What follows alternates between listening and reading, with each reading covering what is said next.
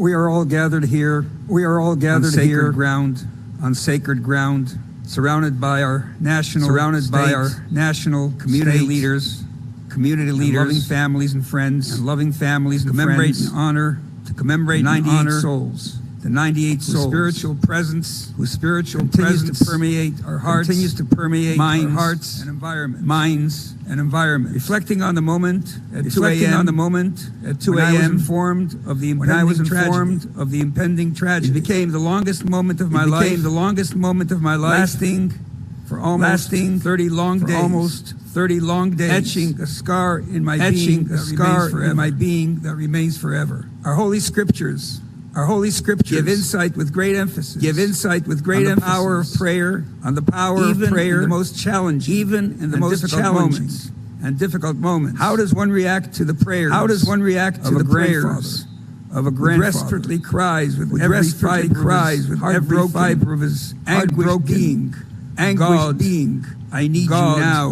I need you now. Please, God. I need you now critically. Or the silent tear-filled hundreds of search and rescue heroes, standing solemnly as their fellow team member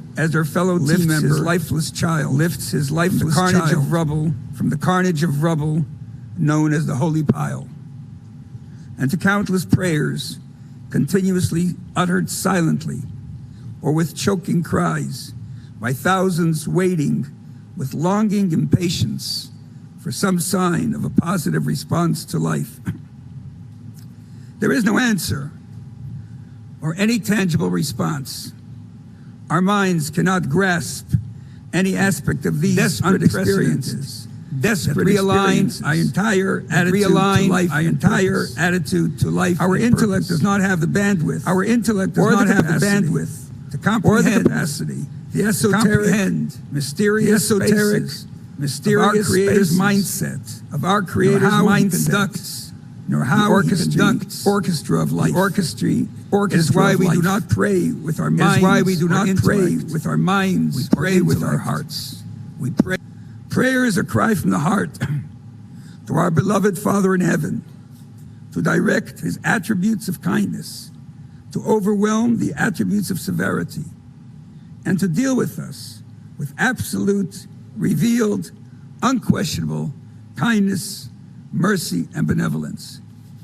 At this time, as we commemorate the unfathomable, unforgettable, painful loss of 98 pure, pristine souls, 98 worlds, whose eternal continuity merged at this location with their loving Father on high. Let us all join in prayer from our hearts for Almighty God to welcome them under his canopy of righteousness and goodness, and bring solace, consolation, and blessings to their beloved families who continue their important legacy. Let us also pray for the brave men and women who selflessly dedicated their lives to bring honor and dignity to our 98 holy brothers and sisters who have transformed to the archangels hovering in protective oversight over our community. And let us also pray for our entire community who served as a collective warm blanket of kinship that enveloped every person that was in need of the critical goodness, kindness, warmth, caring, empathy, compassion, and selflessness that became the hallmark of our community and reverberated throughout the world. It is a certainty that prayers do not remain unanswered, and God does not overlook any tears.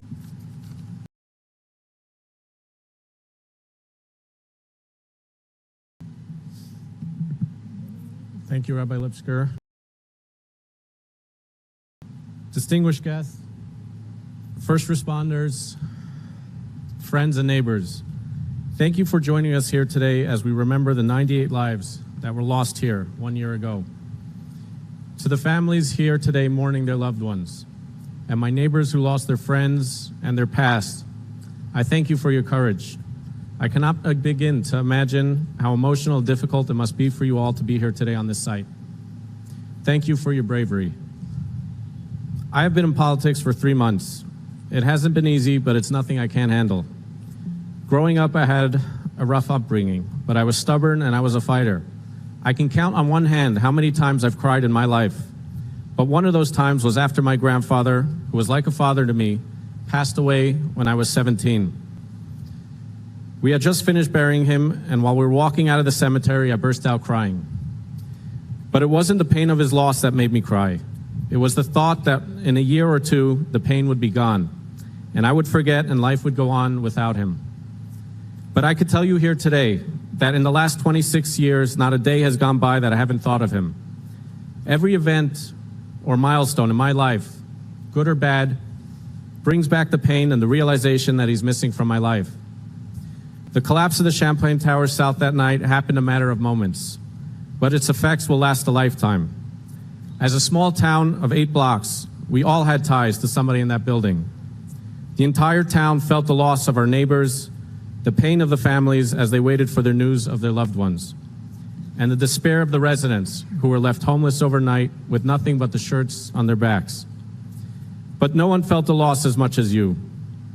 You had a piece of your hearts torn out that night, leaving a gaping hole that could never be filled.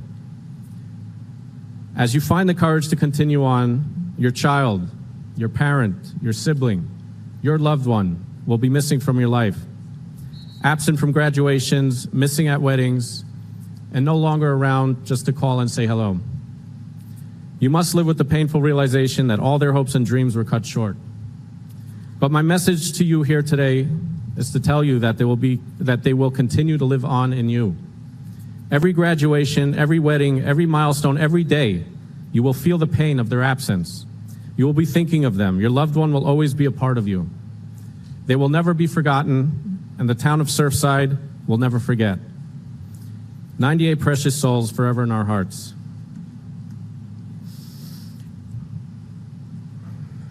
The town of Surfside was once an obscure little enclave hiding along the Florida coast.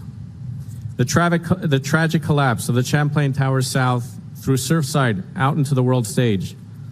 But it was a visit by the President of the United States and the First Lady who came to console the families that put our small town on the map. The compassion and tenderness they showed towards the families when they were here was inspirational. We are truly honored to have the First Lady joining us today, and we appreciate the lengths that she has undertaken to be here with us. Ladies and gentlemen, it is my honor to introduce the First Lady of the United States, Dr. Jill Biden.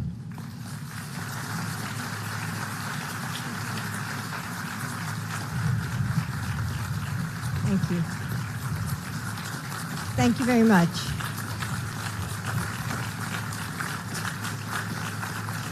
Thank you. Thank you. Thank you. Thank you, Mayor Danziger, Governor and Casey DeSantis, Congresswoman Wasserman Schultz and Wilson, Mayor Cava, and all the leaders who are with us today. Good morning. Hidden in the crowds, scattered throughout workplaces, grocery stores, and parks, there is a fellowship of loss. To the uninitiated, we look normal, average, whole. But like a secret handshake, I can spot them by the sadness that rests at the corner of their smile, by the curve of their shoulders, as if they can still feel the small arms of a child wrapping their arms around their neck. And though we are strangers, we know untellable truths about one another, that we will spend the rest of our lives longing for a face that is gone forever, and that when they left our world, they took a light inside of us with them. They are some of who might say that hurt fades over time, but we know that's not true. There is a collapsed star spinning inside of us, and we will forever live in its gravity. The things we carry are heavier now, and 1 year later, or many years later, our knees sometimes buckle beneath the weight of our grief. Still, we have discovered moments of grace too. Somehow, against all odds, we rise from the floor. We find a fortitude that we didn't know we had, and we reach out for help. We realize that we're not alone. Today, we gather to remember the 98 people lost. On behalf of my husband, President Biden, whose hearts and prayers have never left this community, we stand by you today and always. And as we gather, we express gratitude for this community, the firefighters and first responders who bound up wounds and spent weeks working to recover your loved ones.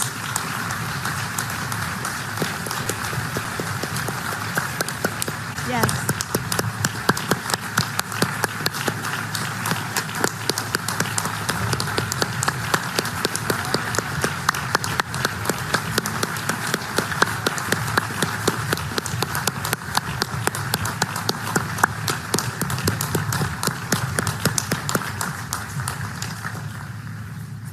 The members of Surfside who came together to embrace you, who prayed for you every night and wrapped their arms around you.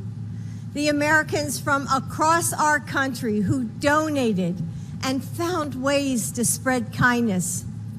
We honor the light you found in each other, a fellowship that you never wanted to be a part of, but draw strength from just the same.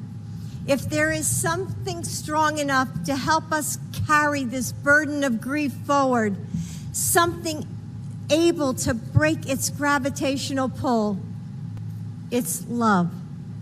The love that makes us tell that story one more time, that makes us laugh with tears in our eyes, and knows a part of them is still inside of us, even though they left before we were done needing them.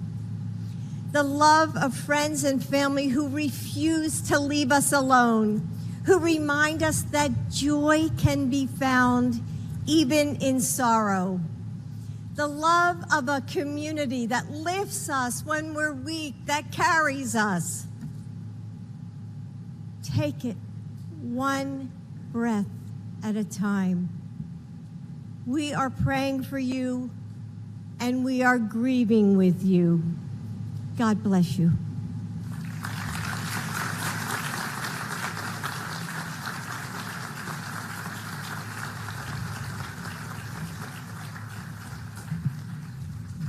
Thank you, Madam First Lady. I now have the distinct honor of introducing our governor of the great state of Florida, Ron DeSantis, who is joining us here today with his dear wife, Casey, who thank God is healthy and well and with us here today. We are so grateful.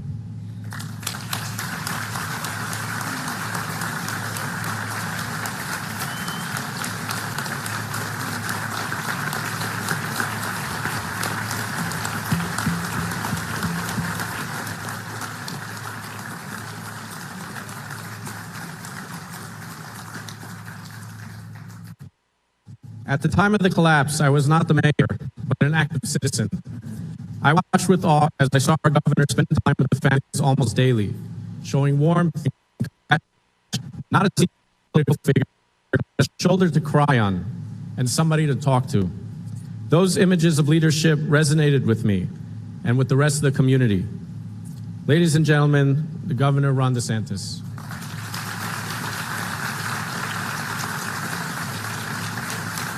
Thank you. Thanks so much. Thank you very much. Thank you. Well, 1 year ago, I got a call at about 3 a.m. And when you're governor, the 3 a.m. calls are usually not positive calls. The report was that there had been a partial collapse of a condominium complex down in South Florida. And I knew that was serious. The images in my mind for how it was described to me is maybe some balconies had fallen or something that was potentially manageable. As I made my way down here, I started to see images on TV, and it looked more serious than that. But it didn't hit me the full gravity. I don't think you could appreciate it until you were on this ground looking at it. It was a massive collapse. And these guys, the first responders, were there from the wee hours of the morning. They saved people from the adjacent tower, and they were there working on that pile, doing whatever they could to try to save anybody who may have been a survivor. And I remember standing out a day or two later. You'd see smoke, and it was a tough situation. And so we had the people not only from Miami-Dade, we had teams end up coming from all over the state of Florida and even other states come to help. And so as governor, I just want to say thank you for stepping up and being there. It was not an easy job as a first responder. It was very emotional. I think it took a toll on a lot of people. But I think you showed why in the state of Florida we respect what you do so much. So from our state, just thank you for being there when people needed you.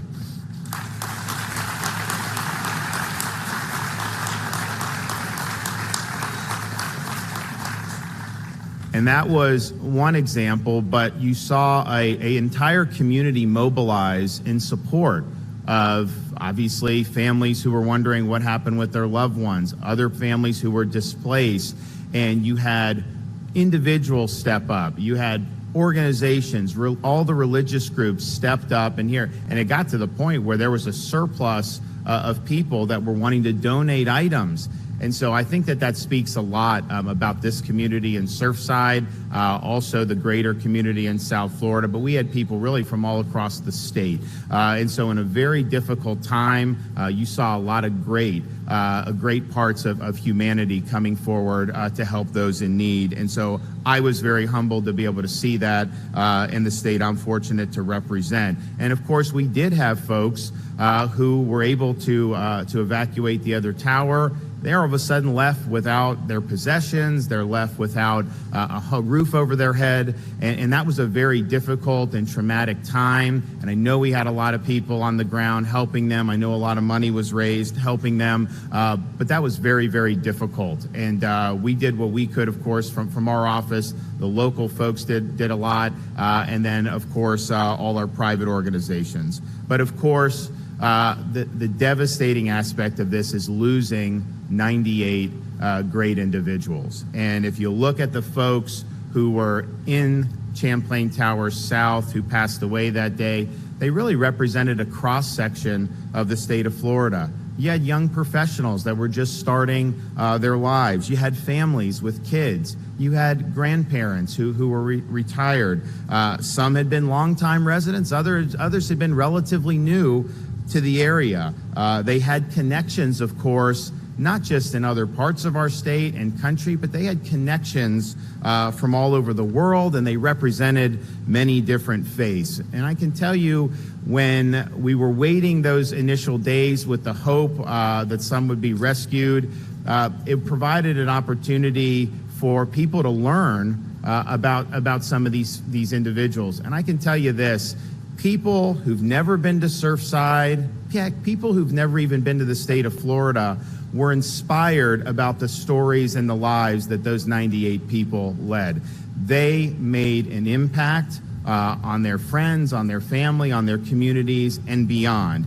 And so we really thought it was important at the state of Florida to make sure that their memories live on. And so I was happy in our budget to ask the legislature to dedicate an initial $1 million towards a memorial that can be constructed on this site. And I'm happy to report that was included in the budget that I signed into law.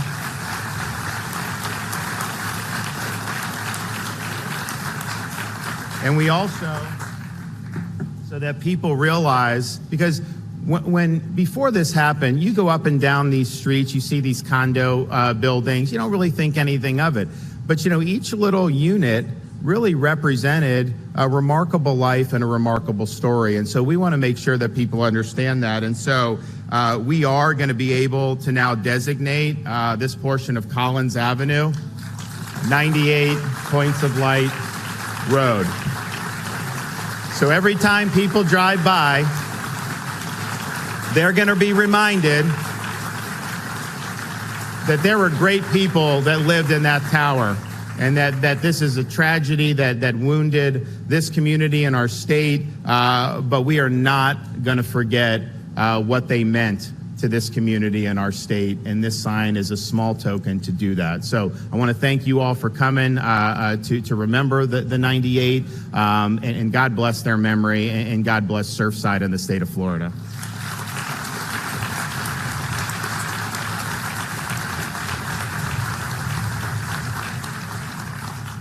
Thank you. Means a lot. I know as the banner may have to come down soon, it would be nice to have something hanging up there until we get a memorial put up. I would like to introduce our Lieutenant Governor, Jeanette Nunez. Although her title says lieutenant, she stands on her own 2 feet with grace, strength, and dignity. She has been instrumental in helping those affected navigate the bureaucratic complexities and executing their agenda during this time. Ladies and gentlemen, our Lieutenant Governor, Jeanette Nunez.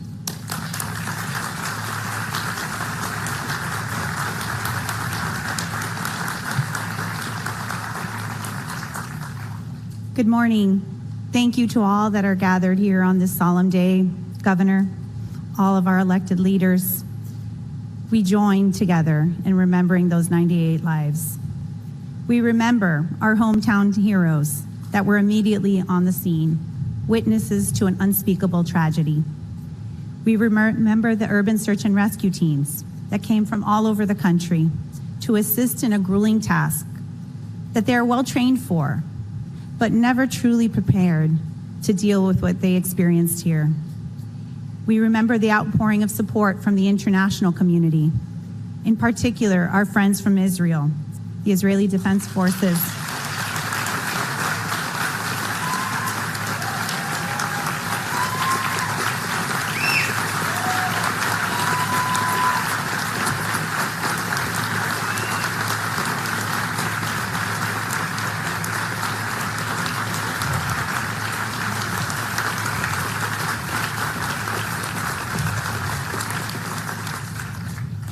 The Israeli Defense Forces, United Hatzalah, that provided so much comfort and support to the community. We remember every first responder and emergency management personnel that worked around the clock, responding to this tragedy and yet sharing in the collective grief. And most importantly, we remember the families, friends, and loved ones of those 98 innocent lives. For them, for those of you that are here today, time has stood still. Although everything changed in our state that day, we found a way to muster up the strength and the courage to call upon the values that we share: compassion, perseverance, and resilience. You see, Champlain Towers South was more than just a building, more than just a place of residence. It was truly a microcosm of our South Florida community. The victims, as well as the survivors, come from all walks of life, near and far, different cultures, different religions, different backgrounds, but none of that matters. And 1 year later, we still grieve. We're united in our faith, in one another, and on our community. The scripture says, God is our refuge and our strength, an ever-present help in trouble.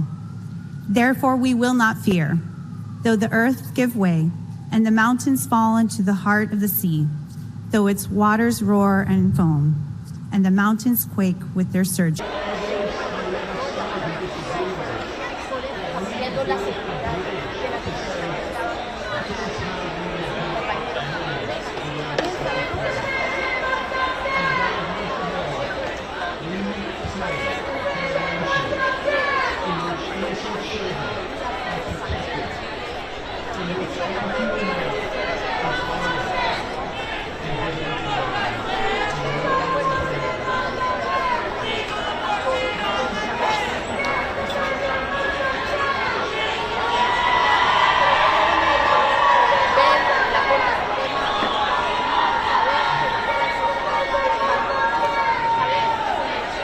Congressional district, which is Surfside. While she advocates for our district in Congress, behind the scenes, Congresswoman Schultz has been listening to the voices of those who were affected by this monumental tragedy and has been an advocate and a fighter for their cause. Ladies and gentlemen, Congresswoman Schultz.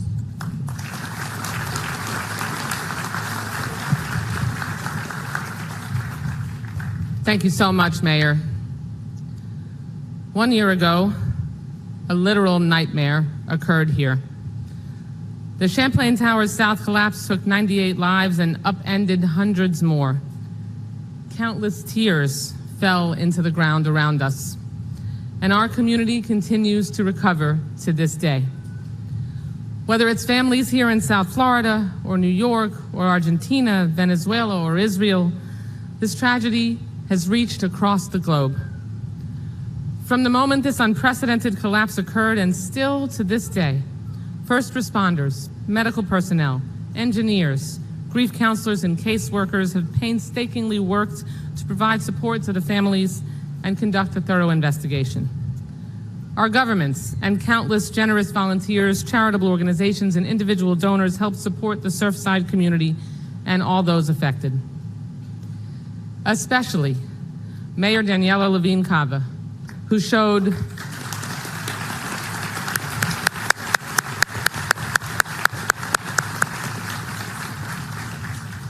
steadfast leadership each day, all day, and into the night.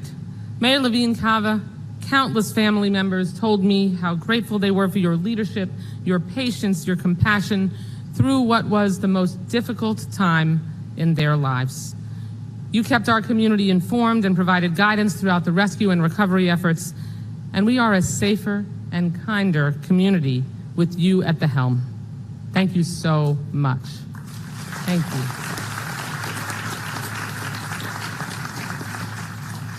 And I also want to acknowledge Senator Jason Pizzo, who was the lead sponsor of the legislation that named the street this section of Collins Avenue. Thank you for your incredible leadership and stewardship through the legislative session. I must also thank President Biden. Dr. Biden,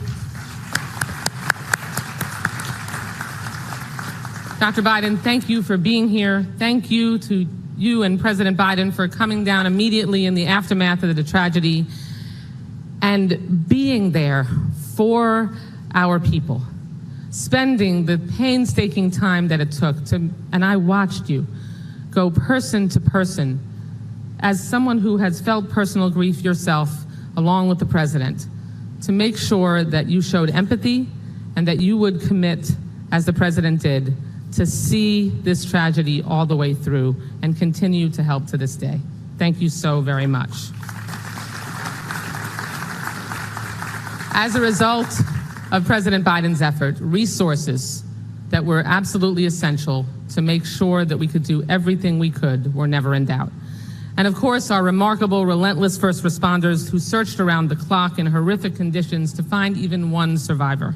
These heroic teams joined us from as far off as Israel and Mexico. So thank them too, as I know we do every single day. Survivors, victims, friends, and family, and even first responders all experienced severe emotional trauma, as many lost loved ones, homes, pets, or cherished personal belongings. I know many of you still struggle with the immense personal loss and emotional toll that something of this magnitude brings, and I know that will continue. So I stand here with this entire community to embrace you and remind you that I will continue to support you for as long as it takes. You will have needs.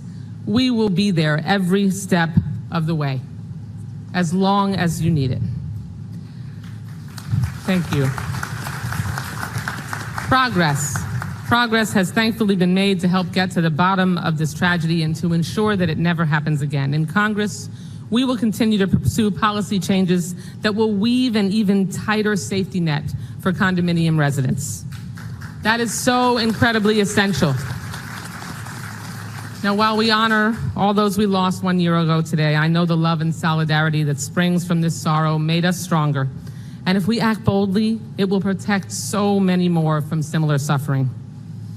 In my faith tradition, there is a saying, Chazak, Chazak, Finis Chazak. Be strong, let us be strengthened.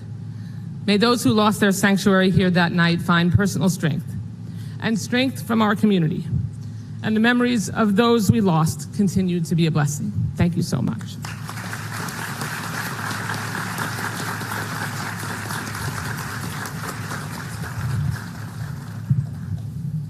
Thank you, Congresswoman. Senator Jason Pizzo has always been here for our community and has always just been a phone call away. But after the collapse and during the weeks that followed, he became a permanent fixture here in Surfside. I watched as he interacted with the families and community leaders.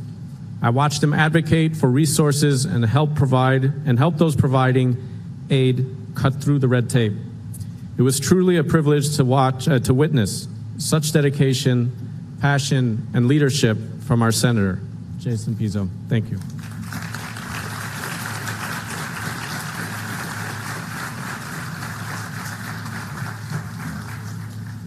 I called the mayor yesterday and volunteered not to speak today because I knew I'd get a little emotional. It's wonderful to see the First Lady of the United States, but sentimentally, it's wonderful to see the First Lady of the state of Florida. And I'll tell you why. I wasn't here every day.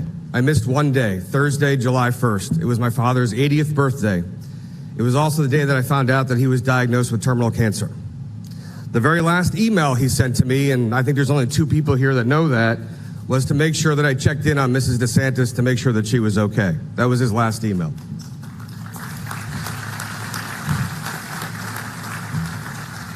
I got here very early, and the very first person I met was Carlos Nebrayev.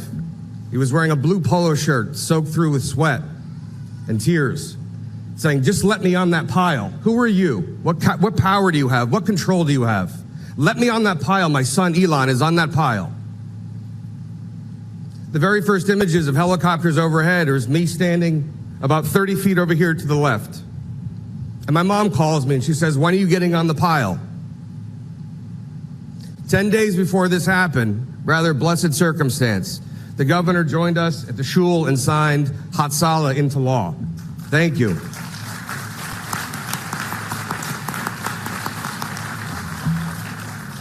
It must be mentioned that Jewish community services of this community began and will continue to serve the mental health needs of every individual here.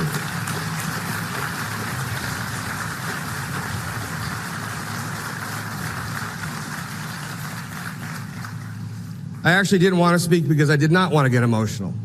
But I'll never forget the night that Pablo Langesfeld and Martin sitting behind me, finally, they identified Nicole's body. Over and over and over again. So last year is about losing 99, the 98 souls here and my dad who passed on October 15th. And one day Carlos walks into my office and I said, "Carlos, do we have an appointment?" He goes, "No, you lost your father. I'm here for you, like you were here for us." Let me say this, and it's because I think I'm half Italian. Let's not make tragedy be the time that we get together and not have petty partisanship.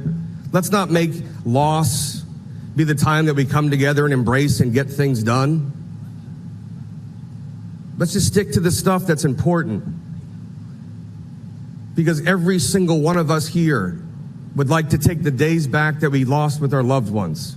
And I do need to mention Kevin Guthrie, who took over for Jared Moskowitz at the Department of Management Services. Kevin Guthrie was here every day until he went home and saw his mother, who passed August 24th. I want to thank all of you. While I helped you get your driver's license and death certificates and probate filings and housing and clothes, and the governor was very receptive on executive orders for forgiveness of a number of things, I want to thank all of you. As I watched my father waste away and die, it was the strength of being able to help you and help your lives and your families rebuild and begin again and begin anew. But I will say this. I want to thank the Miami-Dade County Homicide Unit, and I have to explain why.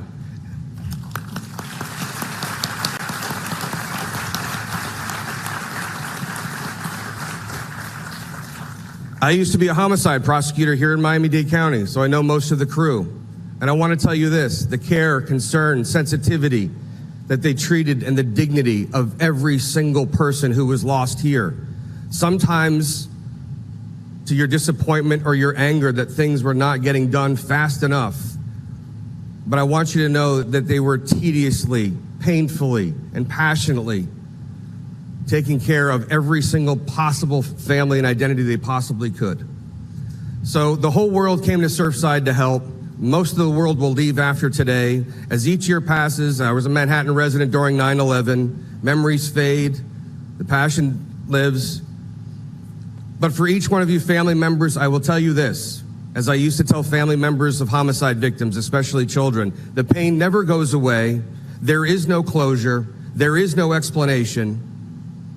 There's just the healing and the remembrance to take the ones that we still have living and cherish them and love them and forgive them.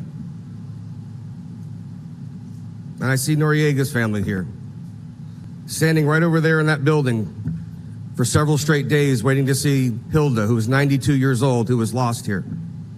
Folks, embrace one another, love one another, relax on the other stuff, and just be good and true, and thank you for being here.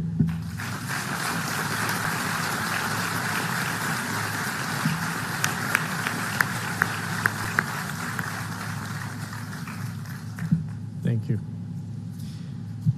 As a newly elected mayor, Mayor Cava was thrust into perhaps one of the most challenging situations and one could fathom.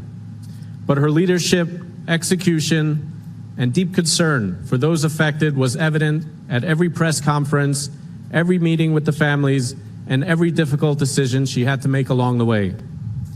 Ladies and gentlemen, Mayor Miami-Dade County, Mayor Cava.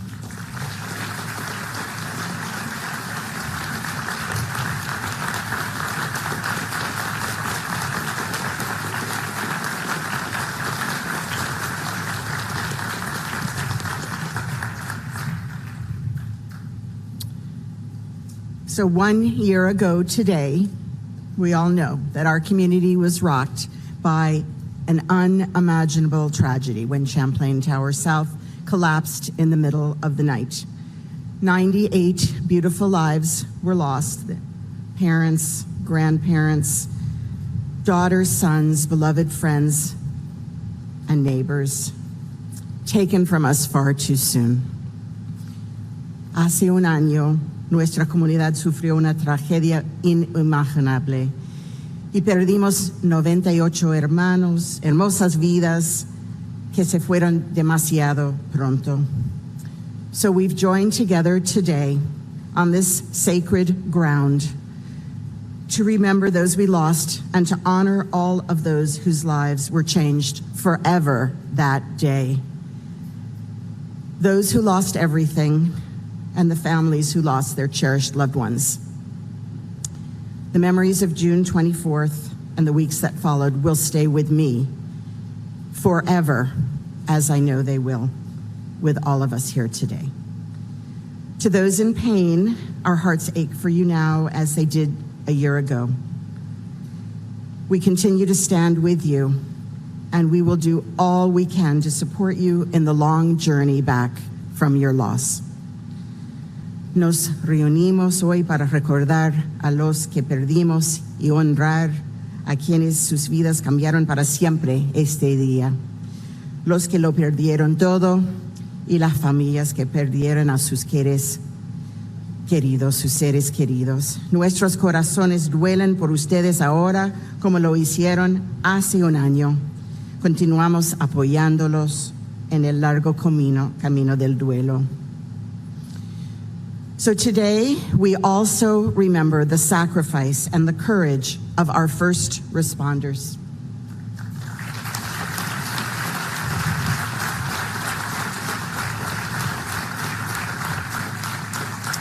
They rushed into a collapsing building to save lives. They gave everything in the search and rescue operation on this site.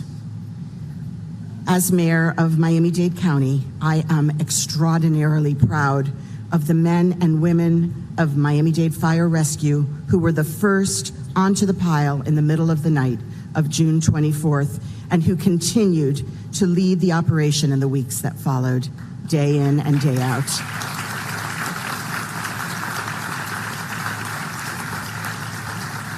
These are the very finest first responders in the world that were deployed here at Surfside. And they were not just from Miami-Dade. They came from around the country and from around the world, including our partners with the IDF, who arrived on site within hours of the collapse. And we are forever grateful for the extraordinary partnership and support of Israel. To each member of the IDF, and each member, thank you. And to each member of the IDF who traveled across the globe to be with us in our hour of need. So, to the hundreds of first responders who worked here around the clock, your dedication and your selflessness were on full display to the entire world. And in the blistering heat, in the pouring rain, through fire and smoke, and against all odds, you poured your heart and soul into the rescue and recovery to get the job done.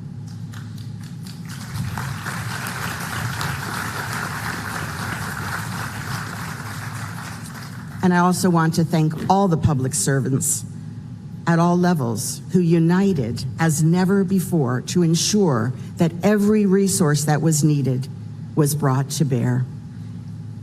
To the President, Joe Biden, and our First Lady, Jill Biden, thank you for being with us here today. Thank you for being with us from the beginning. Thank you for being with us always. Thank you. The President activated federal support on day one, within just hours of the collapse, to make sure that we had every tool that we needed and that we could stand in solidarity and in mourning in the days after the building fell. So thank you to FEMA. Administrator Criswell was with us and her team. They played a key role in the long road to recovery. And they still continue to support the families as we all are on our quest for answers and accountability. Yes, thank you. To our governor, Ron DeSantis, his wonderful wife, Casey, to our lieutenant governor, our chief financial officer, to our senators, Pizzo, Book, our congresswoman, Debbie Wasserman Schultz, they were with us here. And thank you for joining us, Mayor Danziger for convening us, and Mayor Burkett for being with us every day. Thank you. I want to assure you that Miami-Dade County remains every bit as committed today as we were 1 year ago to do everything we can to try to bring closure.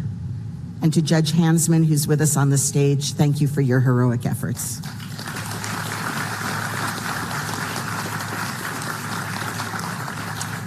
Our teams, our police, have spent thousands of hours painstakingly sifting through the rubble by hand, in the heat, in the rain, looking for any remains, any property that can be recovered.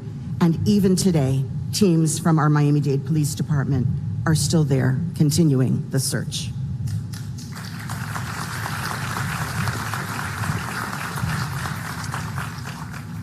For so many of the first responders who searched the pile as if they were looking for their own loved ones, we know you too continue to wrestle with the memories of those days. And we remain committed to ensuring that you have the tools you need to heal and recover.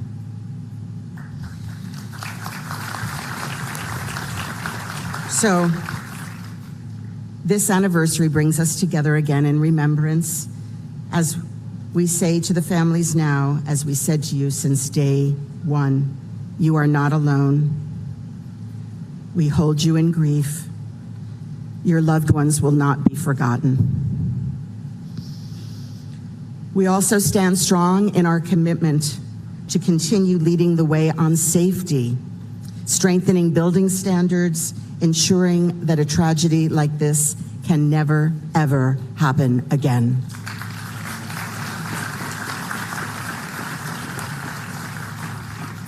The stories of all of the families who survived the unthinkable and the heroes who gave everything in the search stand as powerful reminders that in the face of great sorrow and unthinkable loss of life, our capacity for hope and love will see us through the darkest days. To all of those watching here and around the world, please pray for our community. We pray for those whose lives were changed forever. And we hope that everyone who survived this tragedy will find peace, and that the memories of those that we've lost will guide and strengthen us now and in all the days ahead. A todos que nos están viendo aquí y el resto del mundo, oren por nuestra comunidad.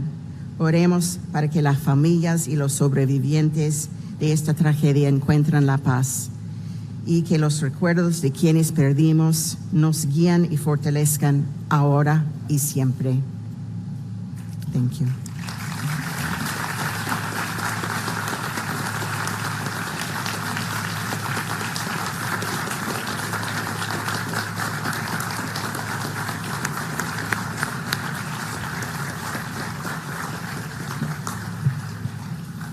Thank you, Mayor.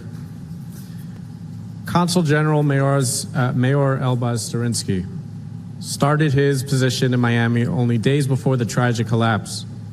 From the moment it happened, the Consul General rushed to the community center to lend aid and support. He rented a hotel room here in Surfside and did not leave until everybody had gone. But more than that, he, together with Senator Rick Scott, was responsible for executing the successful deployment of the Israeli search and rescue team led by Colonel Golan Vach to the town of Surfside. So we thank you.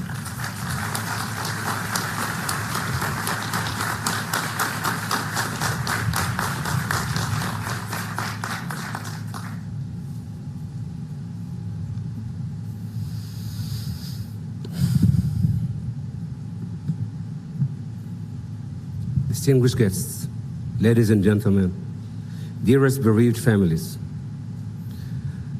As an Israeli IDF veteran and a father of 5, I'm no stranger to being woken up in the middle of the night. However, there was something different in that phone call at 2 a.m. on June 24th, just 4 days into my tenure as Israel's Consul General in Miami. That sobering call ended the 4 days of grace ahead in my new position. Arriving on site a few hours later, shook me to the core and threw me, my body and soul, into weeks of the forging fire of a terrible disaster and into weeks of anguish, courage, and brotherhood. What I saw and witnessed over those weeks tell in a million voices what pain and agony looks like, and at the same time exemplify the greatness of individual and of the community. I have witnessed the leadership and courage of everybody involved, elected officials, first responders, professionals, and so many good Samaritans. No effort was spared, including making sure that the Israeli team arrived. So many people, Jews and non-Jews, Israelis and non-Israelis, professionals and volunteers came together and showed us what it means to live up to the values of this wonderful country that we talk about so often. I've witnessed the unbreakable bond between the United States and the State of Israel.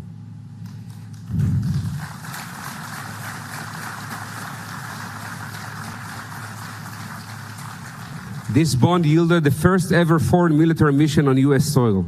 The State of Israel is proud and humbled to have been given the privilege to give back, if only a fraction of the support that we get from the United States. We are looking forward to further strengthening this bond during President Biden's upcoming visit to the State of Israel, and are hoping to welcome Governor DeSantis and the First Lady, I hope, in Israel again soon. But important of all, I witnessed the grief and pain of the families. Grief and pain that one can't really fathom. Weeks of hope that were shattered, leaving you, dear families, and the community as a whole in shambles. Dear families, we heard you and reported to perform our human duty and our Jewish virtue of Tikkun Olam. I urge you, don't fade away. The only way to continue is to be. We hugged, we dug, and we, our nation, our people, our military, are standing here with you today, just as we did 1 year ago, and just as we will forever do. God bless America, God bless Israel, and God bless you.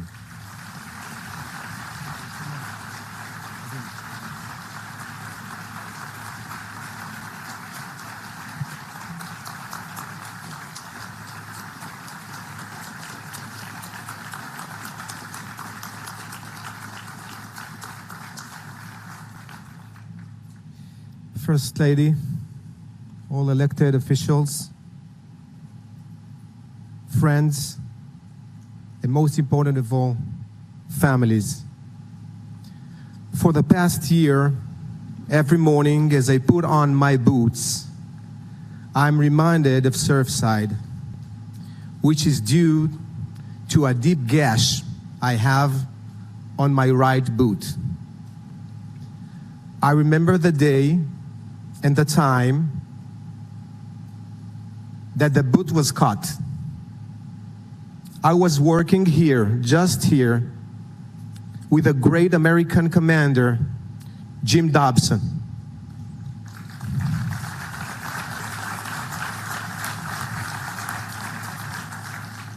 It was on the 12th day of our operation, apartment 12, second floor. All of the piercing irons were exposed and very sharp. It was there that my boot was cut. Since then, every morning, as I proudly put on my IDF uniform, I remember you, and I will never forget you. Dear families, the burden on your shoulders is almost unbearable. We came here today from Jerusalem to let you know that you were not alone then and that you are not alone today. And to acknowledge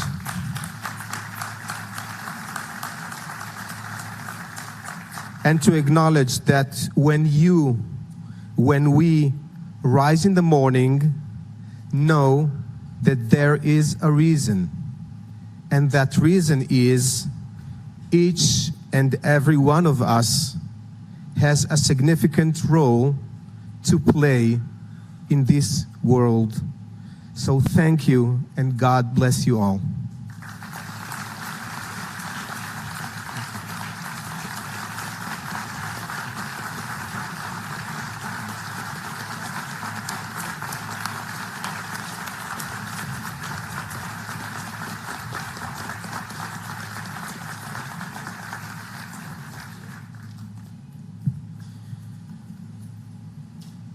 Although his title of CFO alludes to the numbers and digits, Mr. Patronis' humanity and personal concern to do whatever was in his power to help ease the pain of those who were affected was evident during those challenging weeks after the collapse. Amongst his many responsibilities, Mr. Patronis directs and oversees the urban search and rescue team, the USAR teams, across the state of Florida, which responded to 1 year ago. I'd like to introduce Mr. Patronis.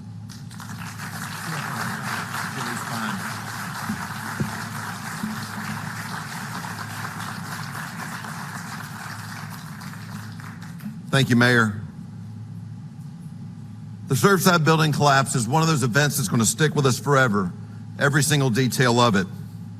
When the Champlain Towers South collapsed, I was already in South Florida with meetings. I even had my 12-year-old son with me, Theo.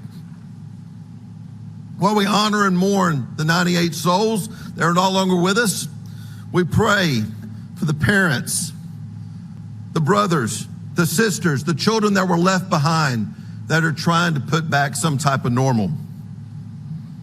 I saw the work of God when hundreds of Florida's urban search and rescue team members fought and kept fighting for any signs of hope of life. The response effort led by these first responders from our state, our nation, and the world was historic. More than 800 members from state and federal task forces served in part of this mission. With nearly 400 urban search and rescue members from the state of Florida alone, it was the largest deployment ever in the history of the state of Florida that was not hurricane related. They worked 12-hour shifts in the Miami summer, cutting rebar, cutting concrete, filling 5-gallon buckets with debris, hand by hand.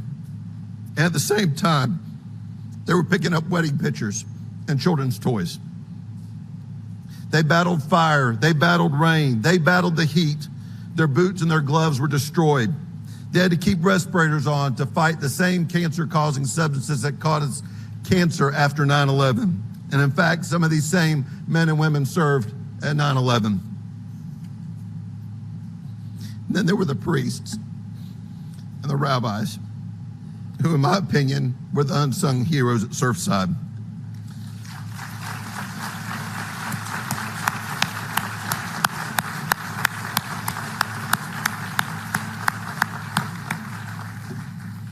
On that mountain of rubble, we saw hell on earth. But we also saw God's presence in the men and women who fought with every ounce of their being to save lives. Surfside was a tragedy on a mass scale, and it's going to stick with every single one of us forever. Every one of us mourns, every one of us feels pain, and we all deal with it differently. But from this tragedy, I've improved my relationship with my God and the Greek Orthodox Church. As we pray for the grace and the peace, may we never, ever forget and honor those 98 souls.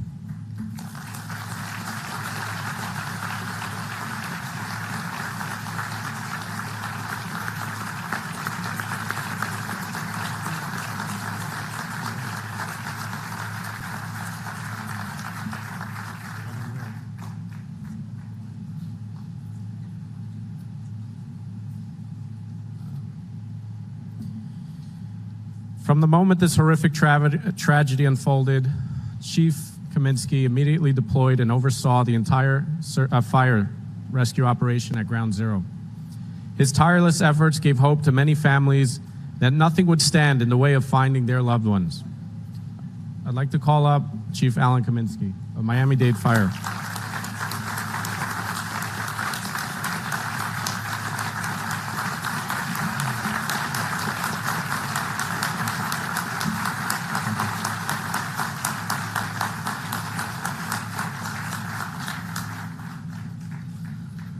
Good morning, ladies and gentlemen.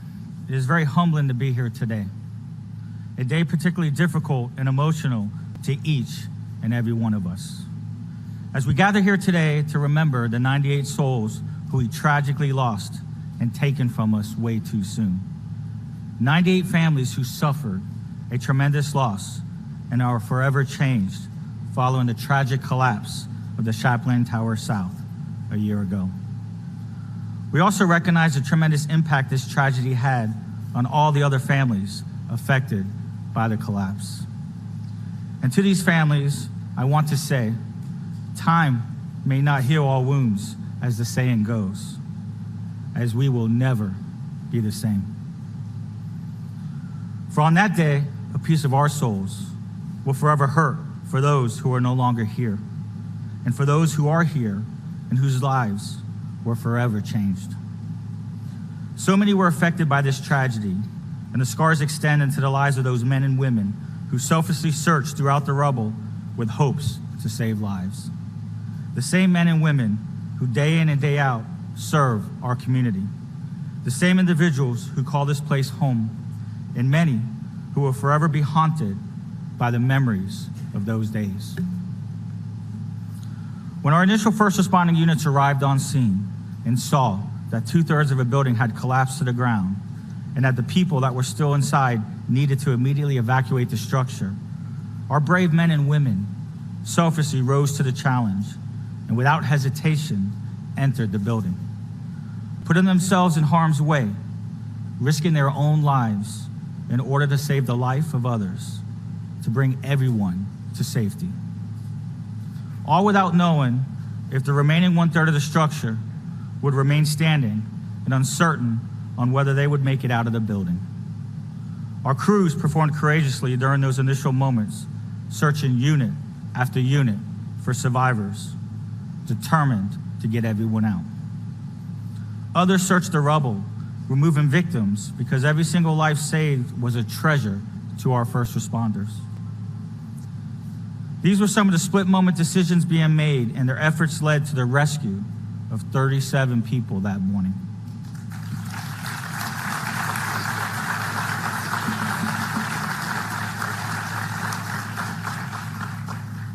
These crews performed courageously during those initial moments and throughout all of our operations during our response. And as their fire chief, this makes me incredibly proud.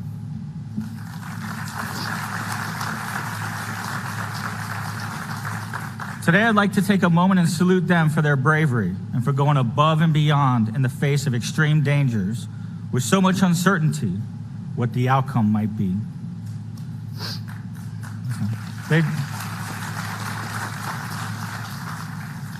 They didn't do this alone.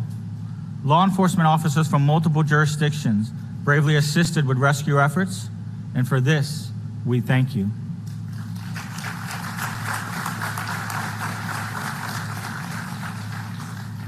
I would be remiss if I didn't mention all the other local fire rescue and police agencies that descended over Surfside on that day and the weeks to follow.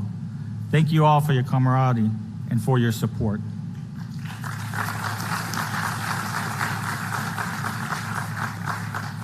Urban search and rescue teams who were deployed quickly to Surfside continue the task started by Miami-Dade Fire Rescue. We are extremely fortunate to be home of two of the best search and rescue teams in the county, Florida Task Force 1 and Florida Task Force 2.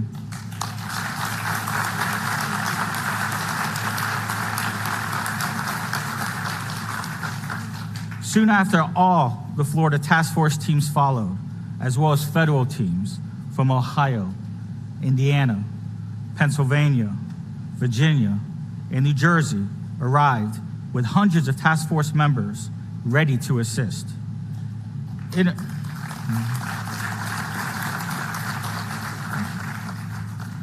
International assistance came from Mexico, and elite members of the IDF arrived from Israel to offer assistance and share their knowledge.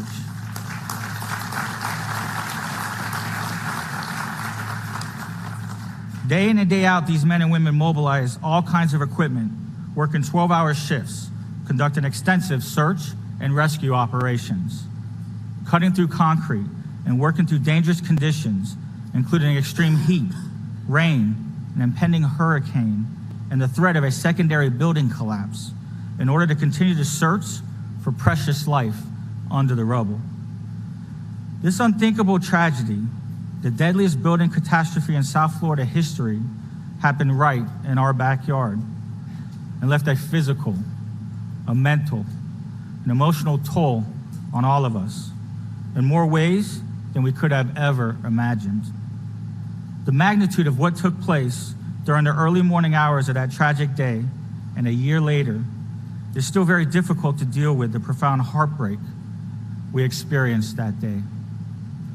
What took place here in Surfside has been one of the most traumatic events that our community and our department have ever experienced, that we will never forget. It's taken our MDFR family, our community, our nation, and the world to its core. In closing, I'd like to take this opportunity to personally thank the families for having us here today and for sharing this very special, private, difficult, and emotional moment with us. Additionally, I'd like to also thank the brave men and women of Miami-Dade Fire Rescue and all other first responders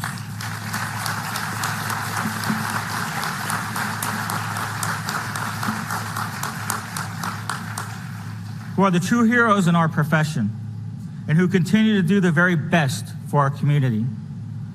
And to the families present here today, know that since day one, you have and will continue to be in our hearts. Know that no matter how much time has passed, each one of you and your family members will always be part of us. Thank you.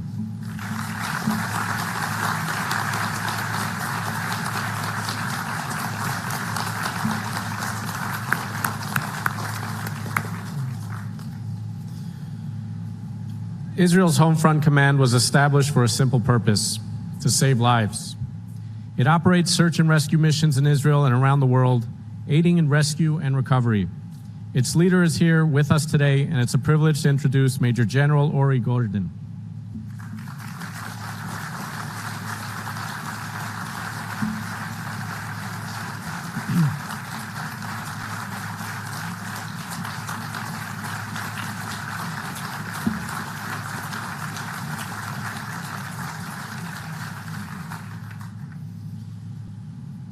First Lady, elected officials, first responders, friends, and family members.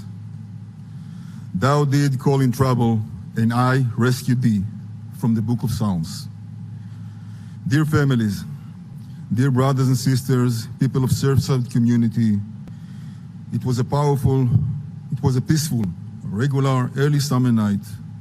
No one could have foreseen this devastating collapse that shook your lives and changed them forever. 98 lives, 98 souls, 98 unfulfilled hopes and stories that were buried under the rubble pile of Champlain Towers South in Collins Avenue. I know that there is no cure for your pain and that words could not ease or comfort your loss. But on behalf of the State of Israel, on behalf of the Israeli Defense Forces, and on behalf of the IDF Home Front Command, I want to offer our deep and sincere condolences. Although as rescuers, we always believe there is still hope, unfortunately, now we can say with certainty that no one of the collapse victims could have been rescued alive. But what we were able to do, to help do, was to more accuracy and faster allocate the missing people and set the closure for you, the families. We could not be here if not for the brave and humble leadership of Florida Governor Ron DeSantis and Miami-Dade County Mayor Daniela Levine Cava.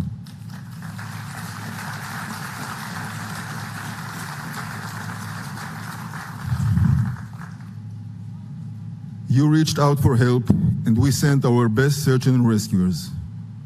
A small delegation with extreme expertise in the field and professionalism. You led out this operation with sensitivity and immense determination. You trusted us, and we did our best to reply.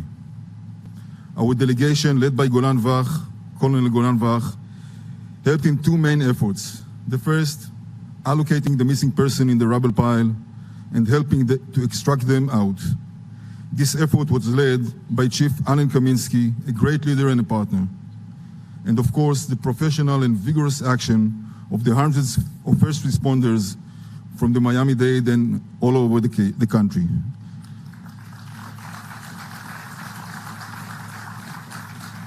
And moreover, the Florida Task Force 1 and Task Force 2, whom from we've learned quite a bit.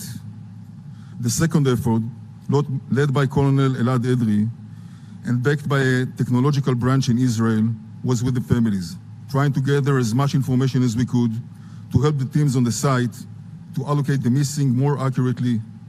Again, we find great partnership from the Miami-Dade Police Department and the effort led by Chief Ray Jadala, who with great sensitivity and accuracy led this mission.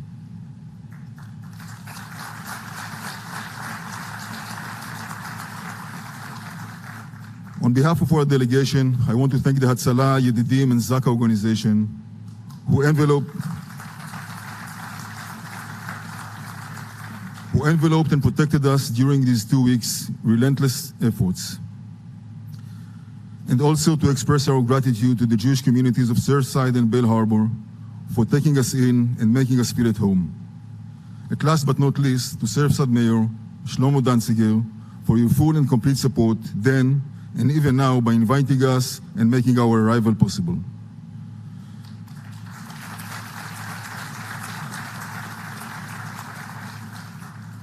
The United States and Israel are far more than friends and partners. Our mutual commitment is embedded deeply. And I am certain that the partnership made between us and Miami-Dade, between us and Florida task forces will grow and flourish. The course of things during these 2 weeks in June influenced deeply on everyone that was involved. Mutual pain and grief, being together in these stressed times, created lifelong of brotherhood and commitment. Dear families, we share your grief and pain. We stand here, bowing our heads in the memory of your loved ones. Thank you for opening your hearts and letting us in. May you never know such sorrow again. And as for us, when the next call to help will be heard, we will answer without hesitation, as we are committed to reach out and help anyone in trouble and to fulfill our calling to rescue whomever is in need. Thou did call in trouble, and I rescued thee.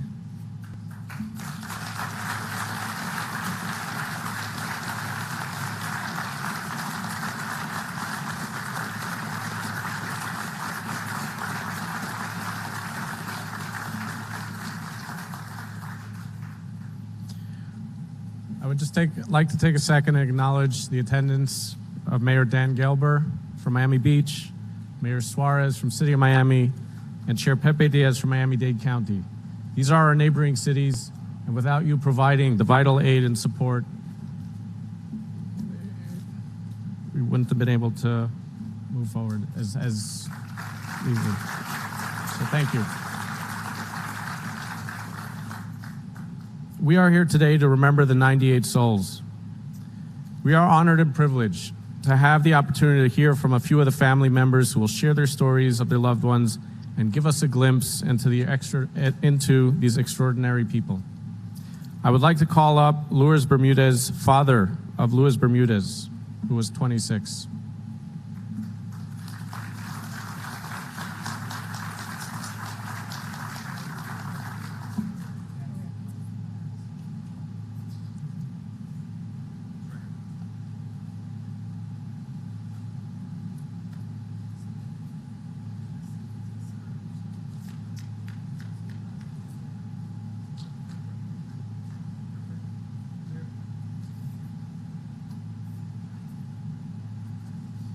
Good morning to everyone.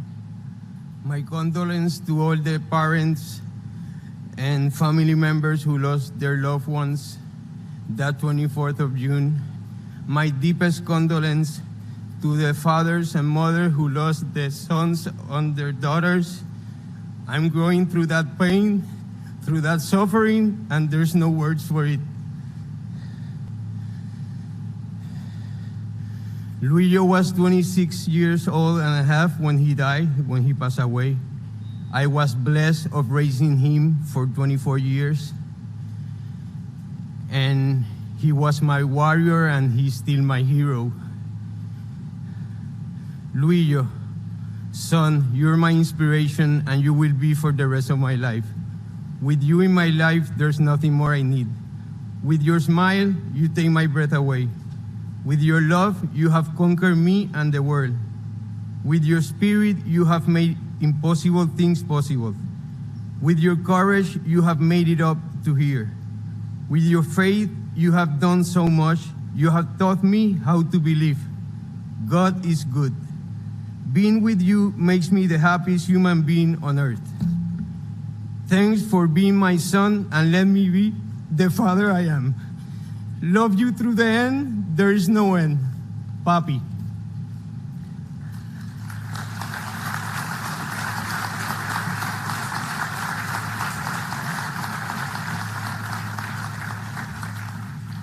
Luillo, no matter your condition or muscular dystrophy, you learn how to live life with it, and beside that, you never complain about it. You never gave up. You battled it like a real warrior, and nothing stopped you from reaching out your dreams. You achieved all the goals that you have in mind. You did it, Luillo. There were no obstacles for you, just challenges. And every time these challenges came, you confront them and successfully got through them. And this gave you more strength to go for the next one. You were so powerful. You never gave up. Luillo, with you in my life, I was the happiest human being on earth. You taught me so many things. Among these things, you taught me how to live life without fear. You taught me how to be a father, one of the best.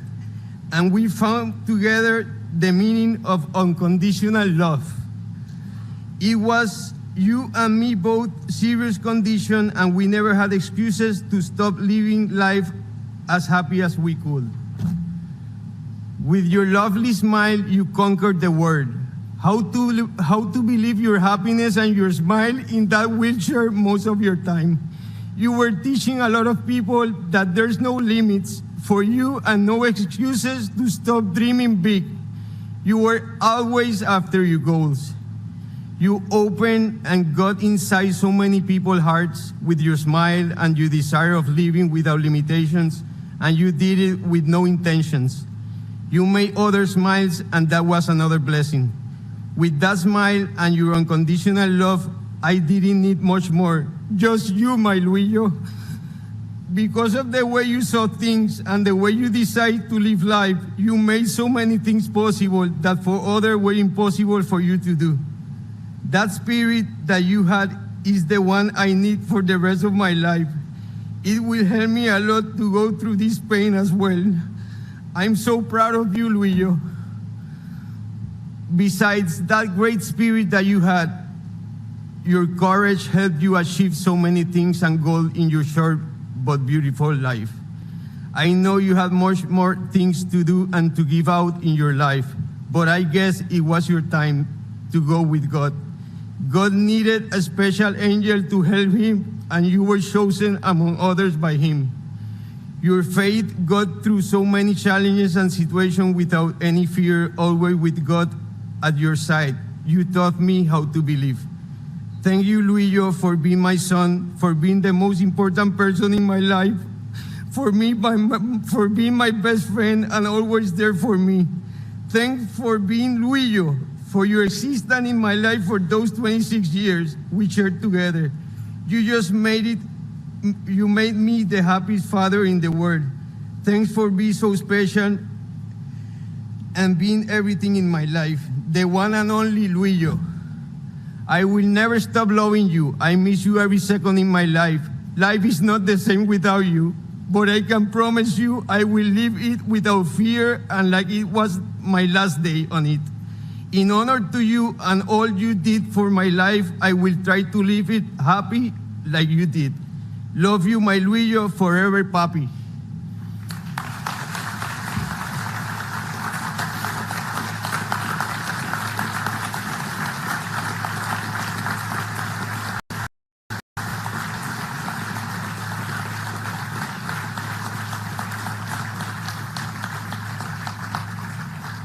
I want to thank God.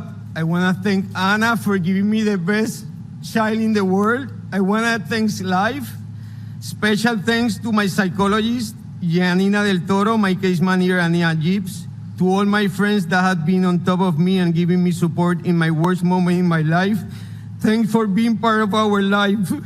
A mi familia Bermúdez, párense por favor, a Claudia, a mi nena, las amo, las adoro.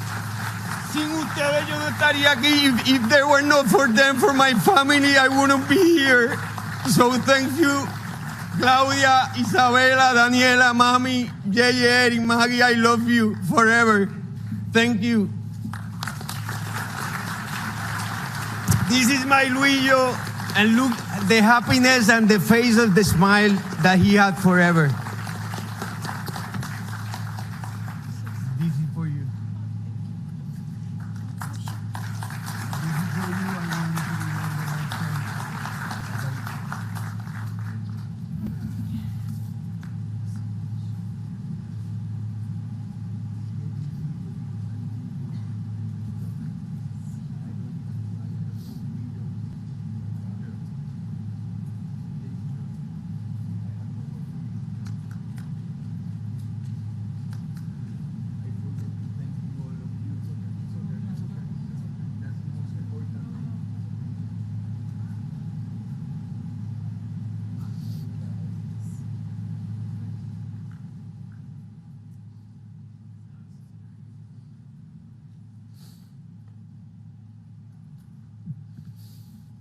would like to call up Ashley Dean, sister of Cassie Bilodeau Stratton.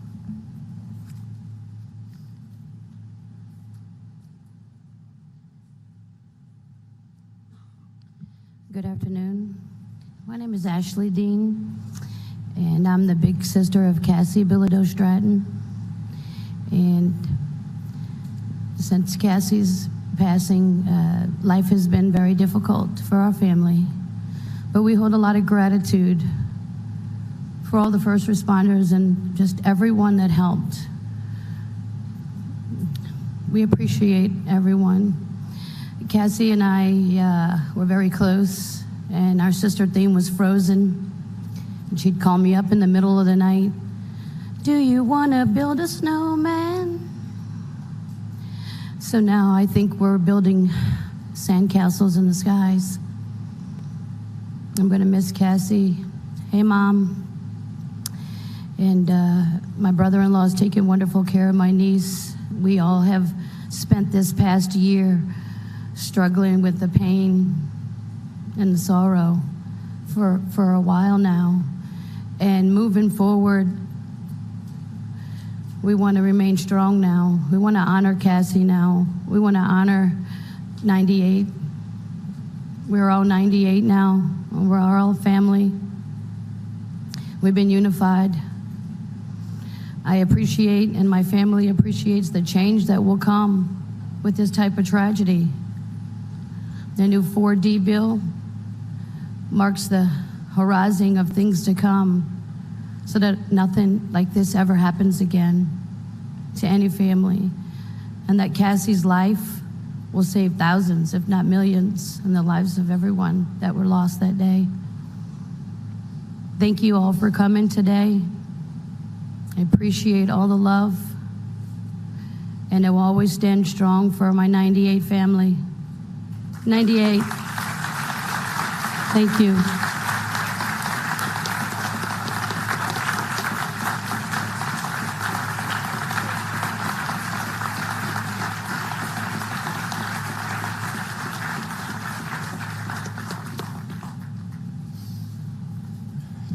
I'd like to call up Raquel Oliveria, wife of Alfonso Leon, who was 48, and mother of Lorenzo, who was 5.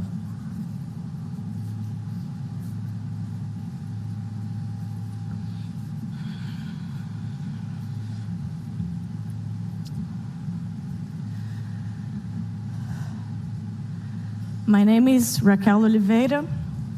I am a Brazilian. I lived for 37 years in Rio de Janeiro. And I moved to the US when our son Lorenzo was born, because we were looking for a safer place for him to live. In June 24th of 2021, at 4 o'clock in the morning, my phone rang. My friend on the other end of the line asked me to stay calm, but it looked like something had happened in my building. It looks like a part of your building has collapsed, she said. At that moment, I remember that my first question, feeling fear in my whole body, was, where is my son? After her silence, I couldn't say anything else. I was breathless, and my voice wouldn't come out to tell my mom, who was with me, what had happened. After that minute, my life turned into a succession of events in autopilot. I had to give my DNA to identify my son, who 27 days before had turned 5 years old, with a garden party at Champlain Towers, right here where all of you are sitting, for more than 60 people, children and parents. It was the first party after the pandemic, and everybody was really happy to be here. For weeks, I attended the morning and afternoon meetings in search for the corpses of my partner and my son, who I saw for the last time on June 23rd last year, right before traveling. Exactly 365 days ago, my house imploded, collapsed, with everything and everyone inside but me. It took my family 2 weeks to be found. Their bodies were decomposed. They were cremated in a white paper box, and I still remember the smell coming out of the box.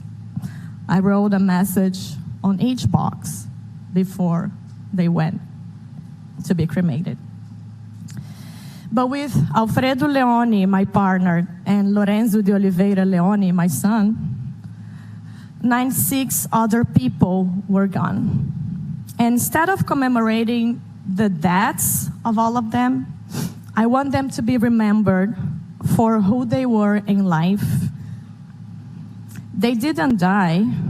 Their lives were interrupted. I wish each of us could get to the point where we can use the pain that filled us as an impetus to make their presence eternal. Everyone will find their own way. We already have people creating foundations to help with the mental health of each of us. We already have people writing books, others on a tireless path to change the laws so that other families don't go through this. Yesterday, I read of a grandson that created a line of cigars to honor his grandparents that came from Cuba. I always try to teach Lorenzo that we must be intentional, that we must be aware of the consequences of our decisions.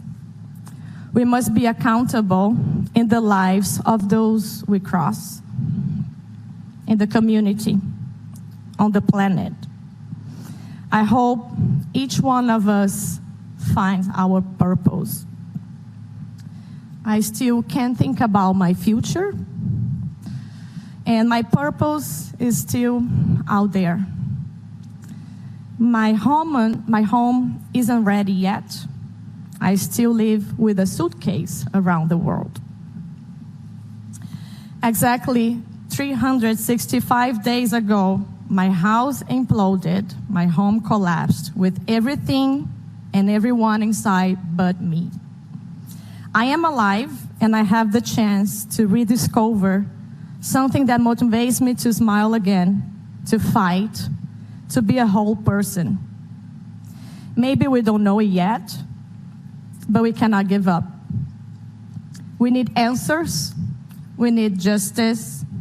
We need something that I hate the word that is patience. And to find a personal way to make up for it all and to live again. Recognize the privileges that we have, recognize the weaknesses, learn, improve, and move on. It's not easy to go on without those we love. For those who were there that night, it will not be easy to go back to sleep peacefully after hearing cries for help, running down collapsing stairs, waiting for rescue on the balcony of a collapsing building. We are a village.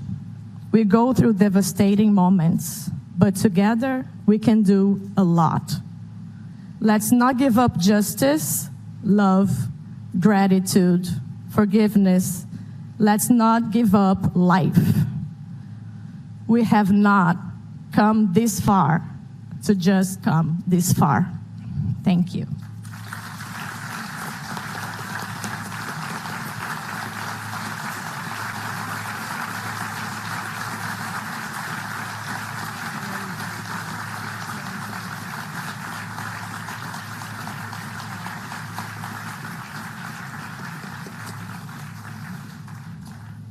I'd like to call up Kevin Spiegel, husband of Judy Spiegel.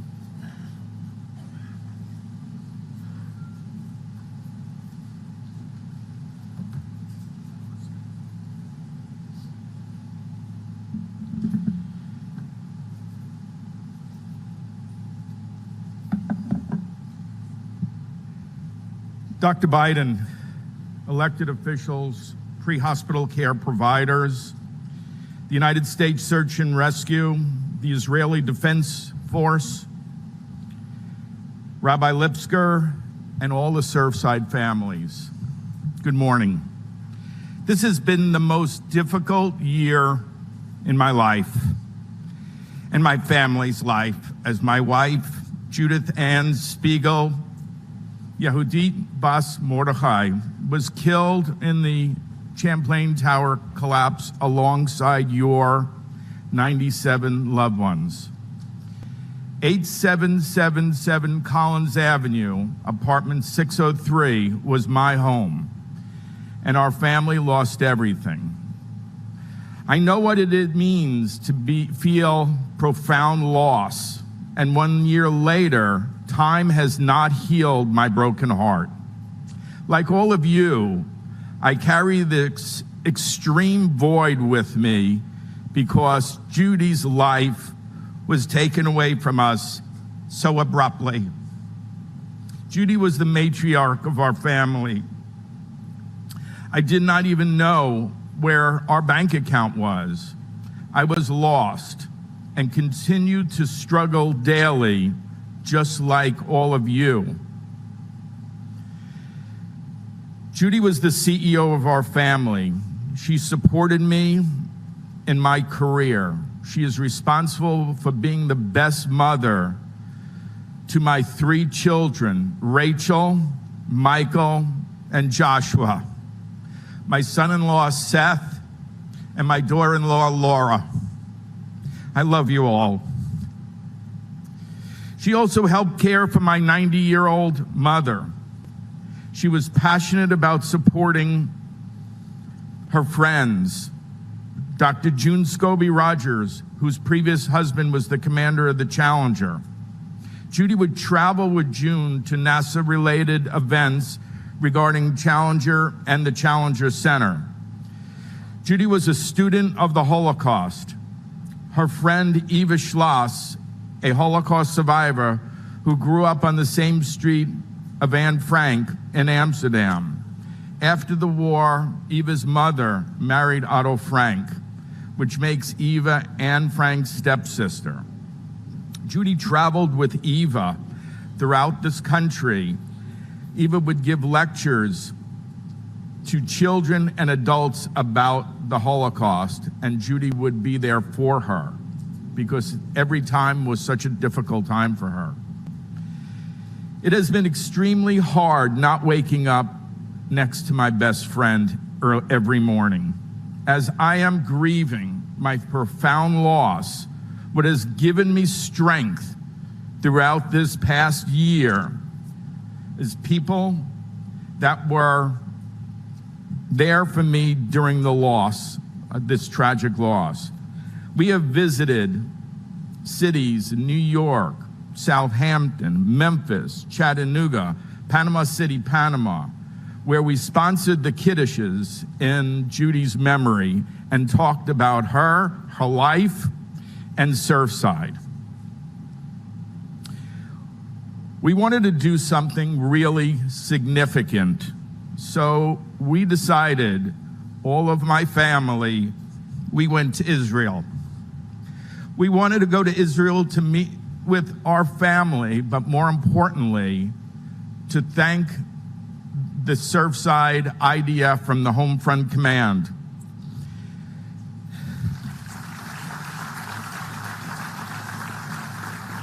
We thought that was a very important thing for our healing. And we went there and we met with Colonel Golan and General Gordon and the Home Front Command. We got to go through one of their training exercises and be there while they trained, and they even made us falafel. Thank you. But that was very important for us. The mayor of Bal Harbor, Gabe Grossman, came to that event as well.